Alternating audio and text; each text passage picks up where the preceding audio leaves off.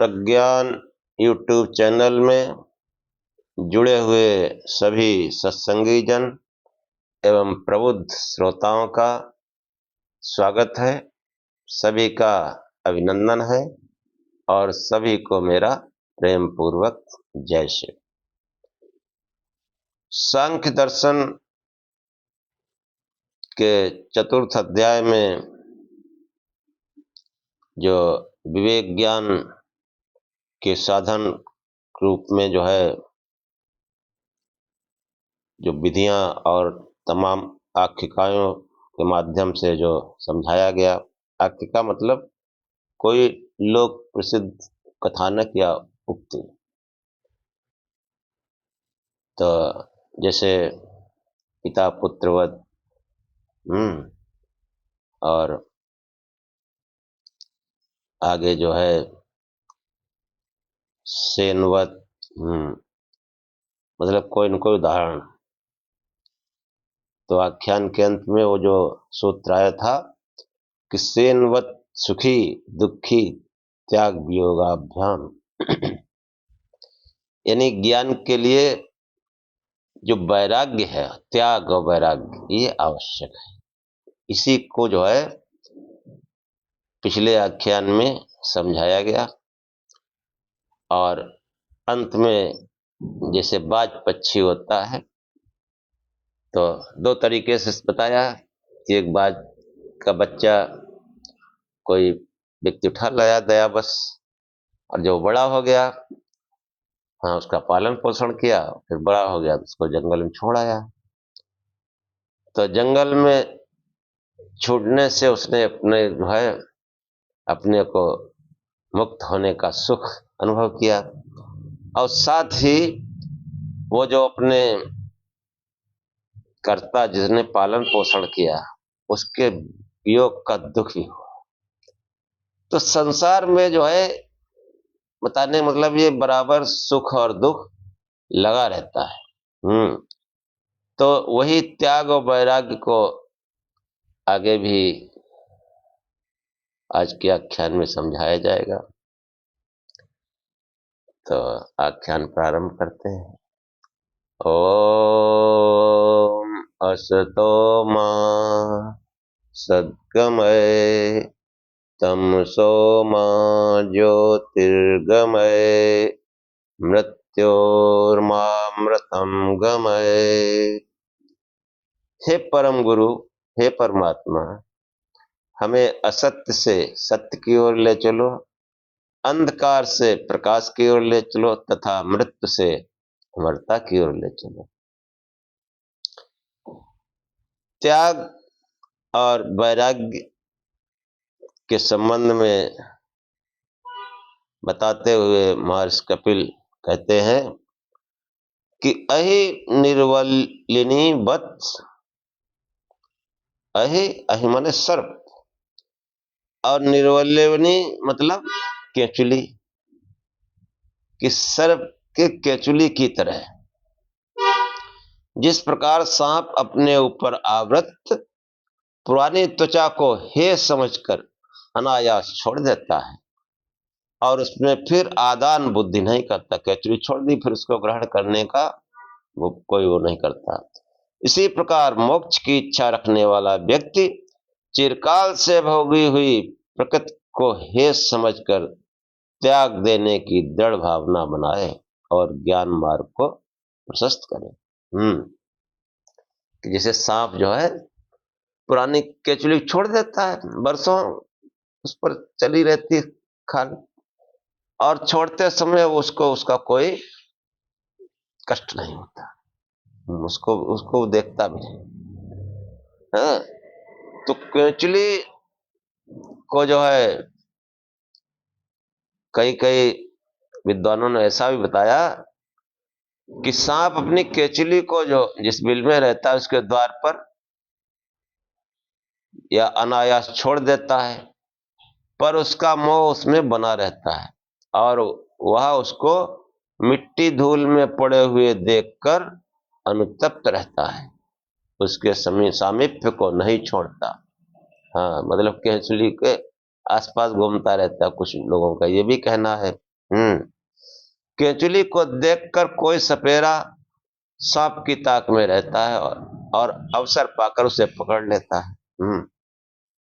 देखो, अगर छोड़ दिया तो ठीक है, और नहीं छोड़ दिया, उसी केंचुली के इर्द गिर्द घूम रहे तो कोई सपेरा पेरा आएगा, वो जानता है सांप घूम घाम के आएगा यहाँ केंचुली के पास, चुपचाप बैठा रहता है छुपा हुआ और पकड़ लेता है। इसी प्रकार जो है, जो व्यक्ति ममतावश विषयों में स्नेह करता है वह बंधनों में पड़ अनर्थों को प्राप्त हो जाता है। अतएव विषयों में वैराग्य और त्याग की भावना को दृढ़ बनाना चाहिए। अध्यात्म दिशा में चलने वाले व्यक्ति को कोई भी अकार्य न करना चाहिए।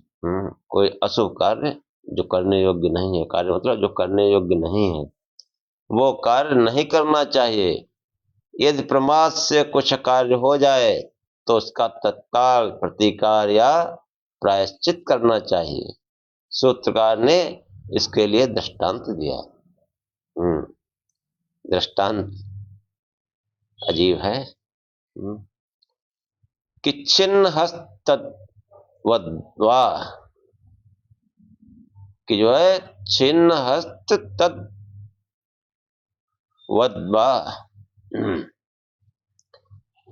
कि जो है छिन्न हस्तवत वाह, कि अथवा बावन अथवा छिन्न हस्तवत यानी कटे हाथ के समान। महाभारत के शांति पर्व में जो है एक कथा आती है कि काल में, मतलब प्राचीन काल में, शंख और लिखित नाम के दो भाई अपने अपने आश्रमों में निवास करते थे। एक बार छोटा भाई लिखित अपने बड़े भाई शंख के आश्रम में गया, पर आश्रम सूना था, नहीं तो होगा वो कहीं इधर उधर गया होगा। कार्यवश शंख कहीं बाहर गए हुए थे। लिखित ने वृक्षों पर पके फल लगे हुए देखे और जो है गर्धावश यानी लालच में उन्हें तोड़कर खा लिया। शंख ने वापस आकर भाई से फलों के विषय में पूछा तो उसने बताया कि मैंने खा लिए हैं। बड़े भाई ने कहा, यह तुम्हारा कार्य चोरी के अंतर्गत आता है, तुम्हें इसका तत्काल प्रतिकार करना चाहिए, अन्यथा तुम्हारी तपस्या कर्म में हीनता आ जाएगी और आगे तुम्हारा अधिक पतन होने की संभावना हो सकती है। लिखित ने राजा के पास जाकर अपना अपराध कहा और दंड के लिए निवेदन किया। उसे हस्त उच्छेद का दंड दिया गया। अभिप्राय यह है कि कोई भी कार्य करने से व्यक्ति सन्मार्ग से भ्रष्ट हो जाता है। उन्मार्गगामी व्यक्ति कभी आत्मज्ञानी नहीं हो सकता है। उन्मार्गगामी यानी प्रमत्त, उन्मादी, उन्मादी व्यक्ति जो है कभी आत्मज्ञान का मार्ग नहीं पा सकता। आत्मज्ञान के मार्ग पर जो है चलने जो है लिए उन्माद नहीं होना चाहिए। अकार्यों को छोड़ना पड़ता है, अकार्य। तो ये जो है आत्मज्ञान में जो छिन्न हस्त दृष्टांत जो है, ये एक भाव है कि जो शंख और लिखित का प्रसंग आता है कि लिखित का हाथ काटकर पुनः जोड़ दिया गया, किए गए अकार्य के परिणाम स्वरूप हस्तछेद का कष्ट अनुभव कराकर अन्य सुकार्यों में बाधा न हो, इसलिए हाथ को पुनः जोड़ दिया गया। जिसको समझाया गया और हाथ को फिर जोड़ दिया गया ताकि तुमने तोड़ा उसका कष्ट अनुभव हो और आगे तुम अपना ठीक से जीवन यापन करो, अच्छे कार्य कर सको, इसलिए उसका फिर से हाथ जोड़ दिया गया। तो वो जो है जोड़ दिया गया, इससे पता चलता है कि प्राचीन भारत में शल्य क्रिया कितने उत्कृष्ट जो है स्थिति में थी। यहाँ का चिकित्सा विज्ञान कितना उच्च कोटि का था। आत्मज्ञान के मार्ग पर चलने वाले व्यक्ति को ज्ञान के अंतर्गत अतरंग साधनों के अतिरिक्त अन्य विषयों का चिंतन नहीं करना चाहिए। हाँ, ज्ञान के अंतरंग साधन, अंतरंग मतलब धारणा, ध्यान, समाधि, जो 8 अंग बताए गए, यम, नियम, आसन, प्राणायाम, प्रत्याहार, ये 5 अंग बहिरंग कहे जाते हैं, और धारणा, ध्यान और समाधि ये 3 अंतरंग कहे जाते हैं। तो ये जो अंतरंग साधनों के विषय में चिंतन योगी की प्रवृत्ति होनी चाहिए, और इससे जो है प्रवृत्ति को, ऐसा चिंतन, मतलब जो अंतरंग साधनों के अलावा जो चिंतन करता है, इससे फिर उस योगी की प्रवृत्ति संसार की तरफ होने लगती है। इसलिए सदैव धारणा, ध्यान और समाधि, इनका जो है अभ्यास और चिंतन करना चाहिए। सूत्रकार ने इस अर्थ को दृष्टांत सहित इस प्रकार स्पष्ट किया। पूरे अध्याय में वो दृष्टांत और आख्यायिकाएं हैं, साथ में एक छोटा सा कथानक जो है अधिकांश सूत्रों में जुड़ा हुआ है। तो इसको समझाते हुए महर्षि कपिल कहते हैं कि असाधनानुचिंतनम बंधाय भरतवत्, असाधन का बार बार चिंतन जो है बंधन के लिए होता है, भरत के समान। कि जो ज्ञान का साधन नहीं है, जो विवेक, वैराग्य, त्याग के साधन नहीं है। हाँ, विवेक में त्याग और वैराग्य साधन है, और इन साधनों के अलावा जो साधन है उनके बारे में कहते हैं कि असाधना अनुचिंतनम, त्याग और वैराग्य और जो अंतरंग साधन है, इनके अलावा अन्य जो असाधन है, यानी सांसारिक प्रवृत्ति, उनका चिंतन करने से ये उनका चिंतन बंधन के लिए होता है, त्रिविध दुखों को उत्पन्न करने के लिए होता है। और कहते हैं भरतवत, राजा भरत का उसमें जो है उदाहरण दिया। बहुत प्राचीन काल में जो है भरत राजा हुए, उनका कथानक इसमें बताया गया कि जो आत्मज्ञान के साधन नहीं है, जिनसे सांसारिक विषयों में प्रवृत्ति होती है, उनका पुनः पुनः चिंतन करना विषयों की ओर प्रवृत्ति का कारण बन जाता है। उससे आत्मज्ञान में बाधा उपस्थित हो जाती है। यद्यपि वो कार्य अकार्य या अकर्तव्य नहीं होता, ऐसे भी कार्य हैं जो अकार्य या कर्तव्य नहीं है, लेकिन फिर भी वो आत्मज्ञान के साधन में जो है, विवेक ज्ञान में वो बाधक बन जाते हैं। जैसा कि योगी भरत को दीन अनाथ हिरण शावक का पोषण पालन और प्रत्यक्षण तद विषय ही चिंतन पुनः बंधन में पड़ जाने के कारण बन गया। कि पुराणों में कथा आती है कि सतयुग में भरत नाम के एक राजा थे, ऋषि बन गए, आत्मज्ञानी हो गए, जीवन मुक्त से, वो जीवन मुक्त, जैसा जीवन मुक्त का पहले वर्णन आया कि वो जीवन मुक्त थे। एक बार जंगल में उन्होंने देखा कि एक हिरणी का बच्चा जन्ने के अनंतर मरणासन है। इसके साथ वह बच्चा भी समाप्त हो जाएगा। एक हिरणी के बच्चा पैदा हुआ और हिरणी बिल्कुल जैसे मरने वाली थी। तो राजा ने सोचा हिरणी मर जाएगी तो बच्चा भी जो है ये भी लगता है मर जाएगा। तो उसके मस्तिष्क पर जो है एक तीव्र करुणा का भाव आया। दया भाव, और उस दया भाव से वो बच्चे को ले आए।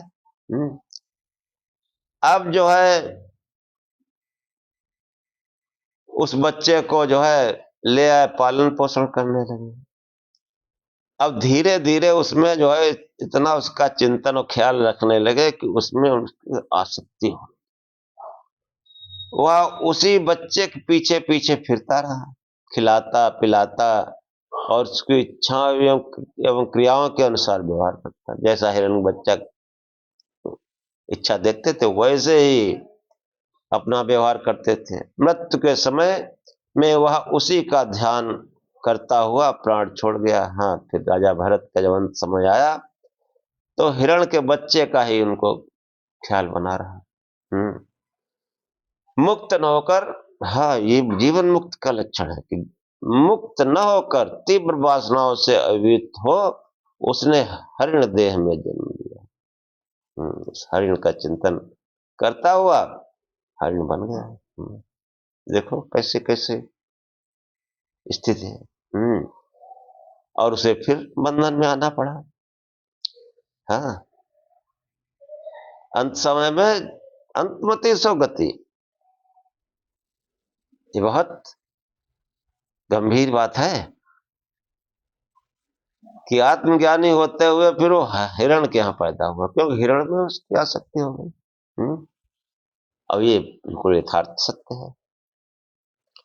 भगवत गीता में भी ऐसे ही है।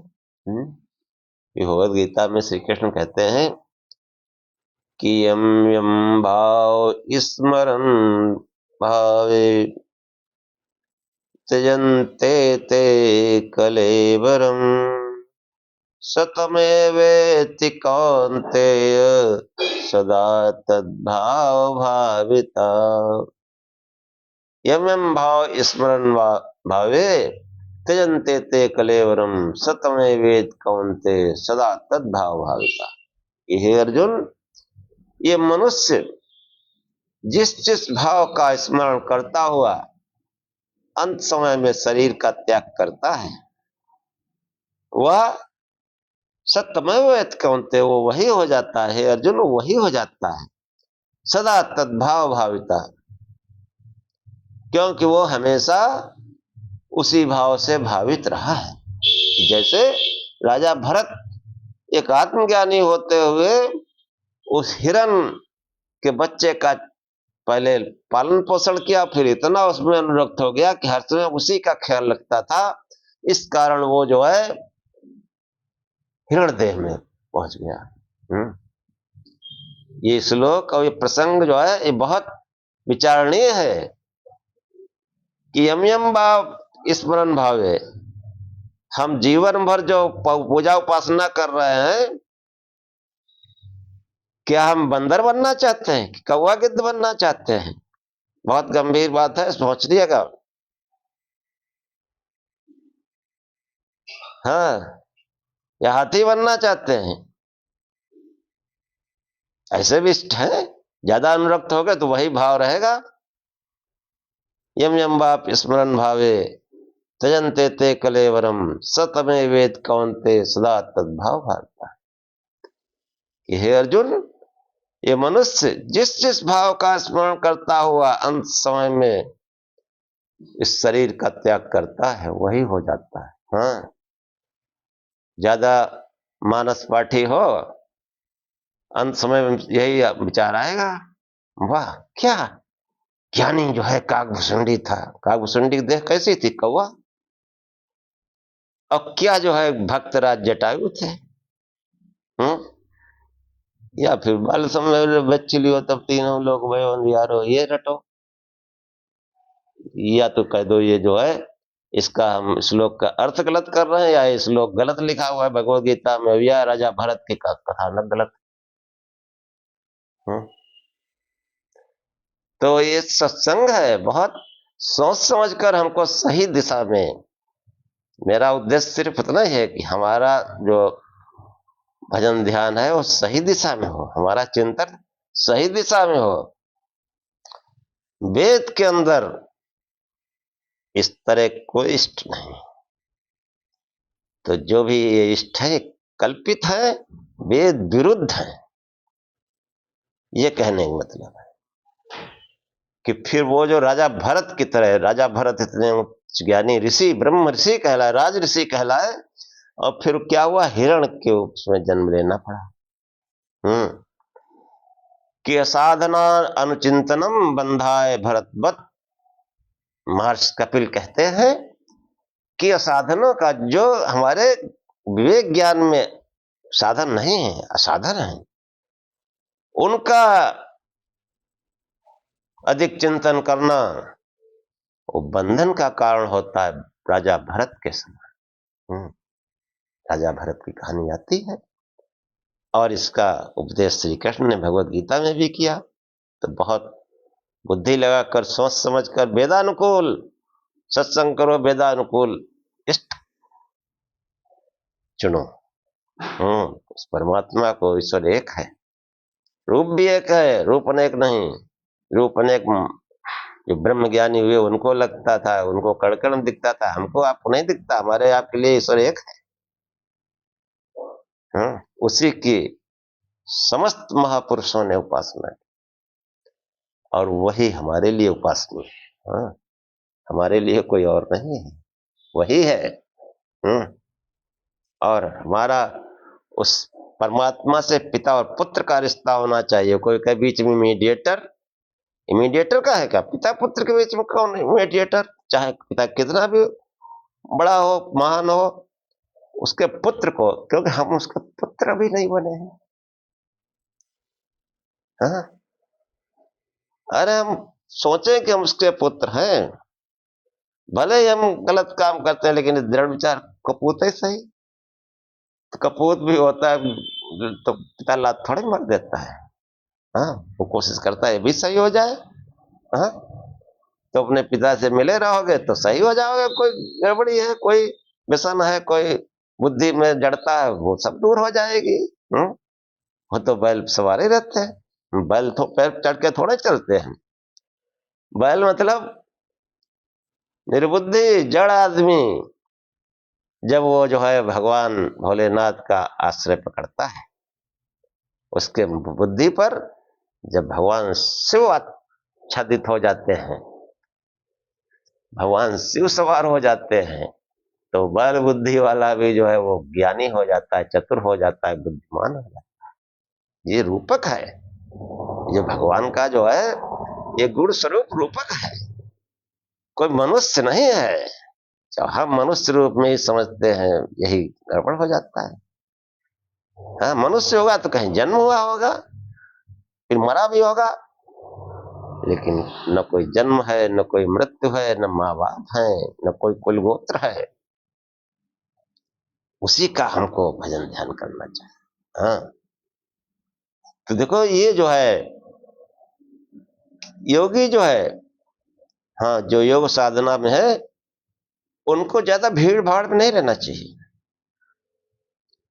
समाज से थोड़ा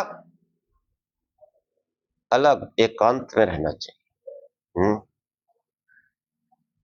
समाज में कोई सत्संग हो, कोई आध्यात्मिक चर्चा हो, तब समाज में जाओ, उस तरह का माहौल हो। समाज में अगर ज्यादा रहोगे तो जो कुछ भजन ध्यान करते हो वो चल लेंगे सब। जानवर के बीच में रहोगे, चल लेंगे। हाँ, शंकराचार्य ने जगह जगह पशु कहा, जंतु पशु, पशु नाम पतिम पापनाशम परेशम, जंतु नाम नरजन दुर्लभता। आपको थोड़ा बहुत भजन ध्यान से उन्नति पाई है तो या तो आध्यात्मिक लोगों के साथ में रहे या फिर एकांत में रहे। तो योगी को एकांत में रहना चाहिए। अधिक समुदाय में रहने से योग विरोधी भावना उत्पन्न होती रहती है, जो योग मार्ग में बाधक हो जाती है। हाँ, महर्षि कपिल कहते हैं, बहुवीर योगो योगे विरोधो रागादि भी कुमारी शंखवत। कुमारी शंखवत मतलब आख्यायिकाएं चतुर्थ अध्याय में बहुत है। हर सूत्र में कोई उदाहरण देकर, कोई आख्यान देकर के उन्होंने अपनी बात को समझाने का प्रयत्न किया। कि बहुतों के साथ संपर्क में राग द्वेष आदि के द्वारा संघर्ष हो जाता है, कुमारी शंख के समान। बहुत व्यक्तियों के साथ संगत में रहने से राग द्वेष संघर्ष कलह आदि के कारण योग विरोधी स्थिति अथवा पारस्परिक विरोध की भावना उत्पन्न हो जाती है। बहुत लोगों के साथ में रहोगे, तर्क बहस होगा फालतू, हाँ, फिर वो राग द्वेष कलह संघर्ष ये सब चीजें पैदा होंगी। कोई कुछ कहेगा, आप उसमें तर्क करेंगे, आपको सही नहीं लगे, फिर वो तर्क करेगा, और फिर होते होते कहो संघर्ष की स्थिति आ जाए, तो वो जो योगी है फिर उसका योग कहाँ जाएगा। तो योग जो है, योगी को जो है ये बहुतों के संपर्क में, समुदाय के संपर्क में ज्यादा नहीं रहना चाहिए, कि जो है ये जो है योग मार्ग पर चलने के लिए राग द्वेष आदि रहित परम वैराग्यपूर्ण जिस स्थिति की आवश्यकता है वह संगत में नहीं रह पाती। अनेक विचार और प्रवृत्तियों के बीच राग द्वेष की भावना जागृत होती है, फिर साधारण संसारी और उसकी स्थिति में कोई अंतर नहीं रहता। सांसारिक लोगों में रहोगे तो वैसे हो जाओगे। एकांत निवास की अवस्था में इस प्रकार की स्थिति उत्पन्न होने के बहुत अल्प अवसर रहते हैं। अवसर उसमें एकांत में भी रहते हैं लेकिन कम रहते हैं। इसलिए जो है एकांत निवास की अवस्था में इस प्रकार की स्थिति उत्पन्न होने के अवसर बहुत अति अल्प होते हैं। सूत्रकार ने इसके लिए जो है कुमारी शंखवत सूत्र में आया है कि बहुवीर योगे रागादि भी विरोधा कुमारी शंखवत, कि जो है कुमारी शंखवत एक दृष्टांत दिया गया। शंख का तात्पर्य शंख से बनी हुई चूड़ियों का है, शंख से चूड़ियां बनती हैं। जिस प्रकार एक कुमारी बाला के हाथ में पहनी हुई बहुत सी शंख की चूड़ियां आपस में खड़खड़ाती या झंझनाती रहती हैं, इसी प्रकार इकट्ठे संगत में रहने पर व्यक्तियों का परस्पर संघर्ष रहना स्वाभाविक है और ये अवस्था आत्मज्ञान के लिए बाधक होती है। इसलिए आत्म जिज्ञासु को संगत से सदा बचना चाहिए। हाँ, सांसारिक लोगों के बीच में उसको ज्यादा नहीं रहना चाहिए। तो इस प्रकार के दृष्टांत तो हम पुराणोवाद में और साहित्य में आए हैं। अनेकों की संगत जैसे योग मार्ग में बाधक है, इसी प्रकार दो का एकत्र रहना भी बाधक है। हाँ, दूसरा भी है, जैसे आप अकेले हैं कुछ थोड़ा बहुत भजन ध्यान आत्मचिंतन, हाँ, कोई शास्त्र पाठ करेंगे, और दो लोग हैं या तो दोनों आध्यात्मिक हो, और दोनों आध्यात्मिक को तब भी एकांत में रहो, भजन करो। तो दो लोग साथ में रहते हैं तब भी जो है वो योग मार्ग में बाधक ही होता है। द्वाभ्यामप तथैव, दो के साथ रहने पर भी उसी प्रकार विरोध की संभावना रहती है। अनेकों के समान दो के इकट्ठा रहने पर भी योग विरोधी भावना उत्पन्न होने की संभावना बनी रहती है, कि दो के एक साथ रहने में यदि उतनी अधिक राग द्वेष आदि उत्पन्न करने की संभावना न भी रहे तो भी आपसी बातचीत आदि में समय व्यर्थ नष्ट होने का भय तो रहता ही है। आपसी बातचीत में ही समय निकल जाता है। इसलिए आत्म जिज्ञासु के लिए एकांत सेवन आवश्यक है। सूत्र में तथैव पद जो है पूर्व सूत्र के दृष्टांत के जो है साथ है। जैसे कुमारी के हाथ में अनेक अथवा दो कंगन है तब भी कड़कड़ाएंगे आपस में, और अनेक है तब तो झंझनाहट पैदा ही होगी। हाँ, तो चाहे हाथ में इसी प्रकार एक हाथ में एक ही कंकड़ पहना हो तो भी वो सदा ध्वनि रहित एवं शांत रहता है। अकेले एक कंगन हो तो शांत रहेगा, योगी को भी एकांत में शांत चित्त रहने का यत्न करना चाहिए। कि योगी आशाओं के जाल से सदा बचा रहे, इसके ताने बाने में फंसकर चित्त का शांत रहना संभव नहीं है। कि आशा निराशा जो है वो उसको नहीं रखनी चाहिए। तो इस संबंध में कहते हैं निराशा सुखी पिंगलावत, कि निराशा मतलब आशा रहित सुख पाता है पिंगला के समान। मिथ्या आशाओं को छोड़कर संतोष और धैर्य के साथ रहने वाला व्यक्ति सुखी रहता है। योगी को आशाओं का सदा परित्याग करना चाहिए। आशा जाल योग मार्ग में परम शत्रु है। सांसारिक वस्तुओं की आशा रखना योग मार्ग में बाधक है, शत्रु की तरह है। योग मार्ग पर चलने के लिए तीव्र वैराग्य का होना अत्यंत आवश्यक है। जब आशाएं हैं, किसी किसी विषय वस्तु की आशा है, तो वैराग्य कहां से होगा? और वैराग्य परम आवश्यक है। वैराग्य कोई बला नहीं, केवल इतना है कि सांसारिक झंझटों का सर्वथा परित्याग। संसार और योग या आत्मज्ञान ये दोनों विरोधी मार्ग हैं, इनमें किसी एक को चुनना है। यदि आप संसार को चुना है तो वहां जो है तो आशाओं का जाल बिछा पड़ा है, उसमें फंसिए और लगाइए चक्कर जन्म मरण के घेरे। और ये जो त्रिविध दुख, इनमें गोता लगाते रहिए। त्रिविध दुख अत्यंत निवृत्ति अत्यंत पुरुषार्थ है, अत्यंत पुरुषार्थ के लिए ये त्याग और वैराग्य का मार्ग चुनना पड़ेगा। धारणा ध्यान और समाधि का मार्ग चुनना पड़ेगा।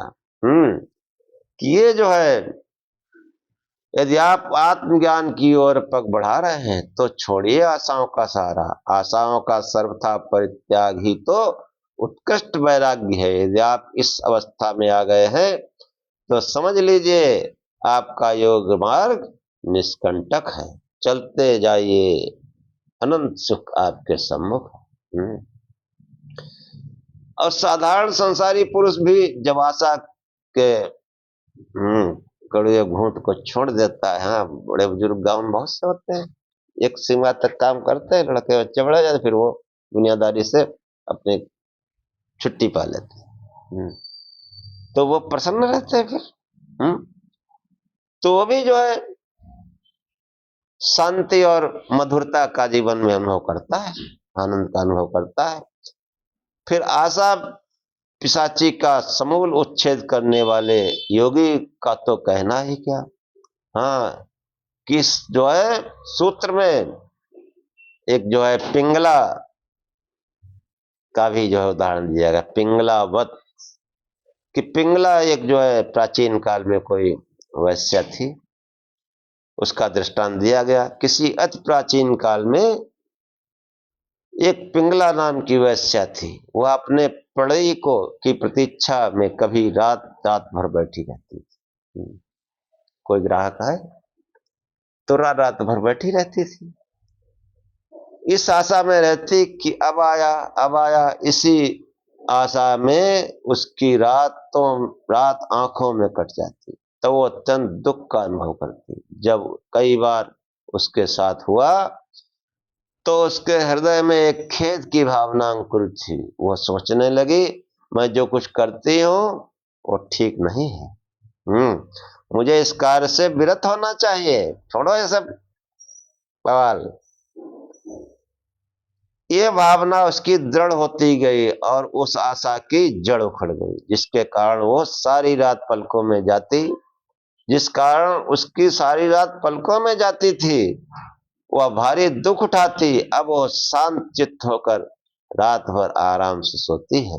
योगी को आशाओं का परित्याग कर दृढ़ वैराग्य के साथ योग मार्ग पर अभियान करना चाहिए, क्योंकि आशाओं से भरे हुए संतोषहीन विकृत चित्त में ज्ञान का उदय ऐसे ही नहीं हो पाता, जैसे मलिन आदर्श में मलिन आदर्श में मुख का प्रतिबिंब नहीं उभरता।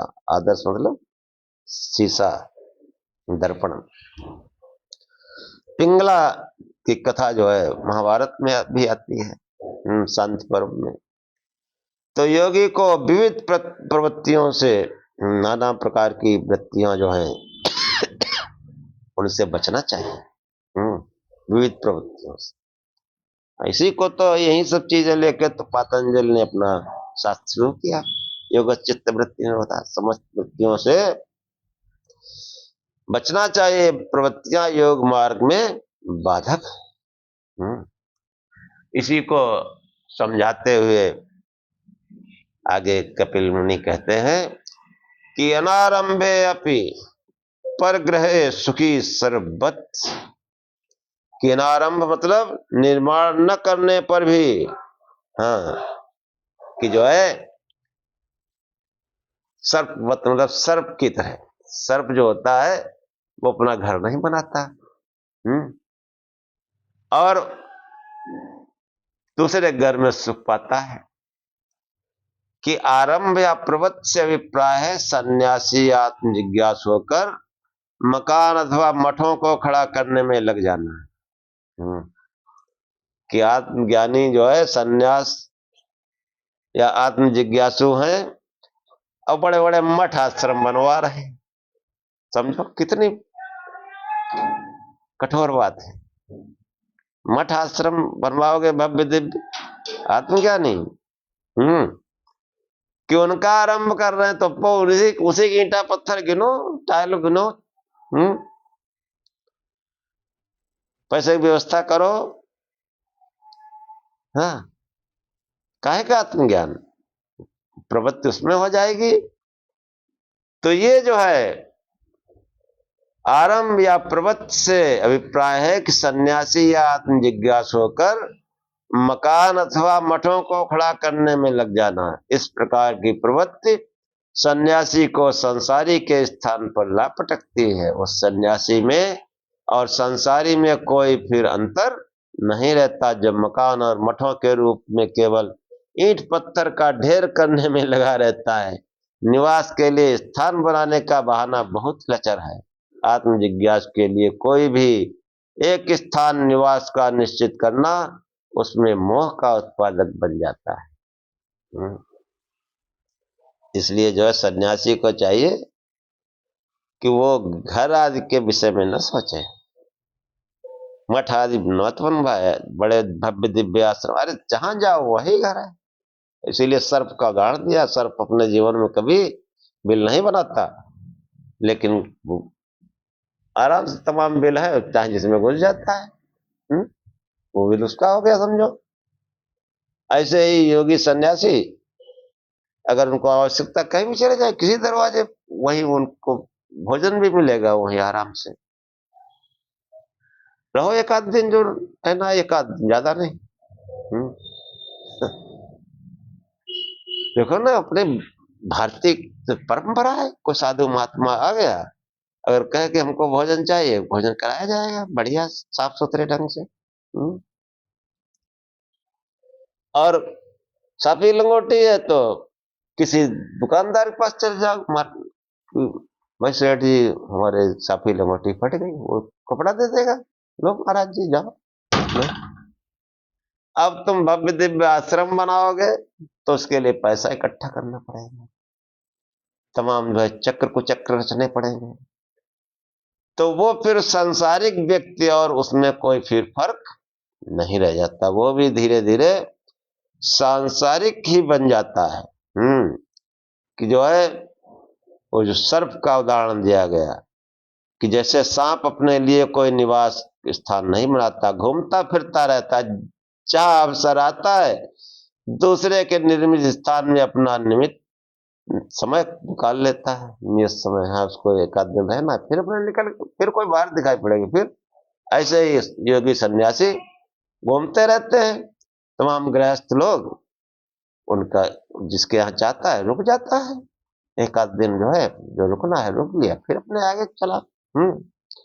तो ये जो है योग का मतलब जो है योगी का इन सब चीजों से। हाँ, विवेक ज्ञान के साधन में देखो कि ये जो बाधक तत्व है। और फिर शास्त्रों और गुरुओं से सारभूत अर्थ का ग्रहण करे, जो अनुपयोगी हो उसके आदान में व्यर्थ समय नष्ट न करे। कि जैसे कोई शास्त्र है, उसमें कुछ ऐसी चीज है जो अनुपयोगी लग रही है, उसको नहीं। ऐसे कोई आचार्य जो है वो ज्ञान तो बहुत कर रहा है और उसमें तमाम कमियां भी है दिख रही हमको, तो उनको हमें ग्रहण नहीं करना चाहिए। कि बहुत शास्त्र और गुरुओं की उपासना में भी सार का ग्रहण करना ठीक है। खटवत कि बहु शास्त्र गुरु उपासने अपि सार दानम खटपदवत। कि बहुत शास्त्र और गुरुओं की उपासना में भी सार का ग्रहण ठीक है, भौरे के समान। अधिक शास्त्र अध्ययन और गुरुओं की सेवा में रहकर भी सारभूत अर्थ का आदान कर लेना चाहिए। गुरुओं के समीप जो समदम आज समाज के लिए साधन संपत्ति है उसका ग्रहण कर लेना चाहिए। और जो कभी उनमें राग द्वेष आदि विकार देखने में आते हैं, जिज्ञासु को उन जिज्ञासु सदा उनकी उपेक्षा करे। गुरु का आचरण समझकर उनका कभी भी अपने जीवन में अनुकरण न करे। अभ्यासी आचार्यों ने जो है बताया है कि स्वाध्यायोगम आसीत योगा स्वाध्यायम मामनेत स्वाध्याय योग संपत्त्या परमात्मा प्रकाशते। जब समाधि अभ्यास के समय बचे तब आध्यात्मिक विषय शास्त्रों का मनन करता रहे। आध्यात्मिक विषय वैदिक शास्त्र। जब शास्त्र विवेचन से शांत हो जावे फिर समाधि अभ्यास में लग जावे। इस प्रकार स्वाध्याय और योग के निरंतर अभ्यास से ही आत्मज्ञान हो जाता है। स्वाध्याय और योग, स्वाध्याय करो फिर योग से उसको प्रैक्टिकल करो, उससे जो है आत्मज्ञान हो जाता है। स्वाध्याय मतलब शास्त्रों का अध्ययन, और फिर उसके बाद में योग करो, जाप करो, प्रकाश स्वरूप से ध्यान करो, यही योग है।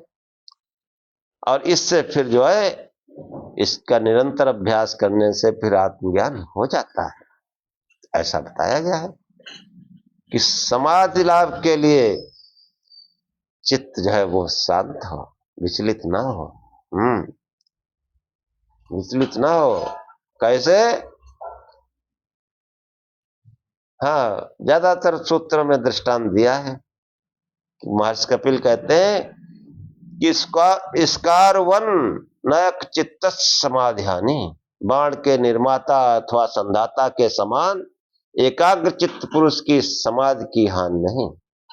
इसे बाण जो बनाता है वो बराबर उसको देखता है सीधा है कि नहीं, टेढ़ा तो नहीं है। ऐसे जो बाण चलाता है वो भी अपने लक्ष्य पर निशाना रखता है। ऐसे ही जो है आत्मज्ञानी को बाण के निर्माता अथवा संधाता के समान अपने लक्ष्य पर ही हमेशा ध्यान रखना चाहिए।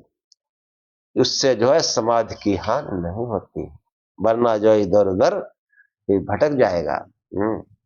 इसलिए जो है जब ध्यान करे तो वही प्रकाश स्वरूप से, जो इधर उधर की बातें आती हैं उनको छोड़कर प्रकाश स्वरूप में ध्यान लगाए। शिव शिव जाप करे, शिव शिव जाप से भी मन इधर उधर से भागना बंद हो जाता है। और आज का ख्याल यही समाप्त करते हैं। सही इसमें ओम सहना भवत् सहनो भुनक्तु सह वीर्यं करवावहे तेजस्विनावधीतमस्तु मा विद्विषावहे। ओम शांति शांति शांति।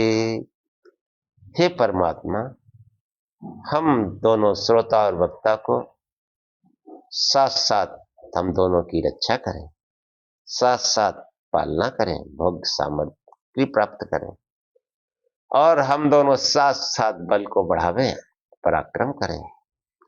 हमारा पढ़ा पढ़ाया सुना सुनाया एक साथ संसार में फैले, संसार में तेजस्विता को प्राप्त करें। इसीलिए जो आप व्याख्यान सुनते हैं अपने इष्ट मित्र निकट संबंधी सबको जो है फॉरवर्ड करो, उनसे भी कहो तुम वो भी सुने। और माँ विदुषावयम, श्रोता और वक्ता आपस में द्वेष न करें। हाँ, ये न सोचें कि अरे ये हमारा क्या है तो पांडे जी का है कहना। हाँ, ऐसा भाव न लाएं। हमको अगर अच्छा नहीं लगता कोई बात नहीं, अच्छा लगता है तो फिर दूसरे अपने इष्ट मित्रों को भेजें।